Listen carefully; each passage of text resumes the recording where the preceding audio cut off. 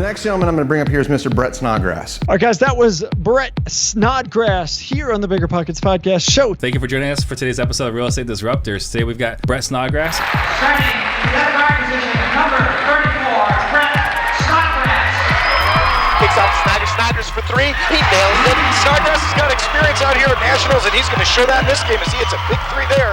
So I grew up in southern Indiana. My dad was a basketball coach and I was a basketball player. And we were the typical Indiana Hoosier family. If you ever seen that movie Hoosiers, that was pretty much us.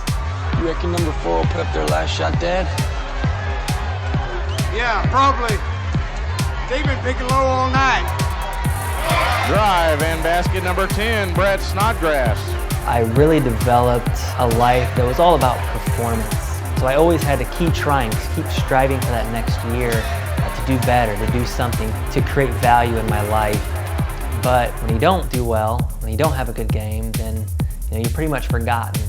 Raise your hand. What do you think? There's a lot of people, they associate their identity with what they do. Especially the people in this room, they might associate their identity with how much money they have in the bank, what their net worth is, how many units of apartments that I have. That's who I am. And if I don't know, if I don't have that, who am I, right? So this is something that I've struggled with my entire life.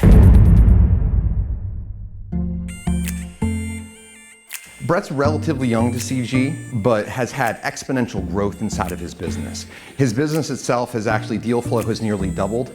His profitability has gone up by over almost 225%. Have you ever been corporately trained on how to lead or manage people?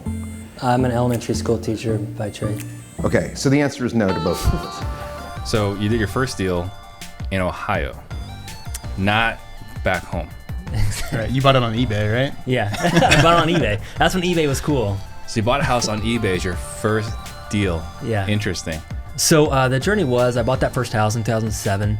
2008 was amazing. I went from literally a substitute school teacher making $10,000 to $15,000 a year, and I think we did 150 deals in 2008. So everybody else is running for the hills. Real estate is terrible, and I don't know any better because I'm just young. And I'm like, oh my gosh, this is crazy. I'm buying all these cheap houses. In 2008, the market was completely terrible. In 2008, I was just popping houses like they were just M&Ms, right? I did 150 deals in 2008, made $500,000, and I was buying houses all over for like nothing and selling them. That's how I got into the business. Well, I turned into a bigger douchebag when I had all that money. I remember times I would have a one-night stand with a girl and I probably didn't even know her name. And I remember going to the restroom because I had gotten so drunk the night before. I needed to just let out all that poison. And I remember walking past that mirror and I couldn't even look myself in the mirror because I didn't want to face myself because I just kind of despised, just hated who I was, who I had become. Top of the arc now to Twaits. Twaits goes in the corner to Snodgrass. Snodgrass thinks about the three, then lobs it inside of Burba. Burba over to Snodgrass. Snodgrass penetrates, weaves his way in, but can't hit the layup as well as 2 in a row he's missed as far as layups. So after college, basketball was over. I lost my identity there, so I had to find my identity in something else. I'd always lived my life based on performance, so now it was all geared toward making the most money. And I remember I set a goal when I was 23 years old, even that I'd be a millionaire by the time I was 30. That was a huge goal for me, and I knew that if I achieved that, I would be totally set, I would be totally happy. So I put all my effort into it.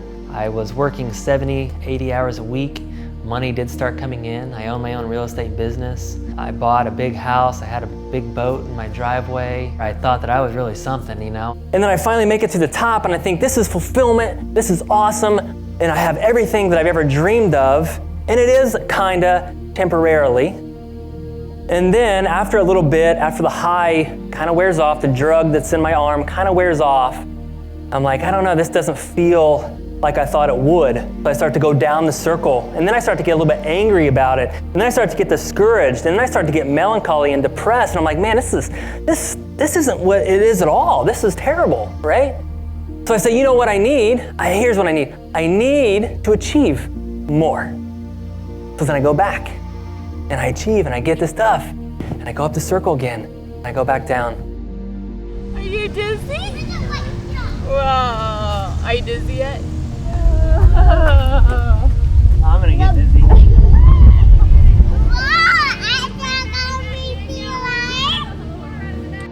think a lot of times as entrepreneurs and business owners, we feel a little misunderstood. So if we go to our church or have a small group within our church and they all, your whole group has normal jobs and 9-to-5 jobs, and you're kind of this entrepreneur and you feel a little bit misunderstood and people don't really understand you.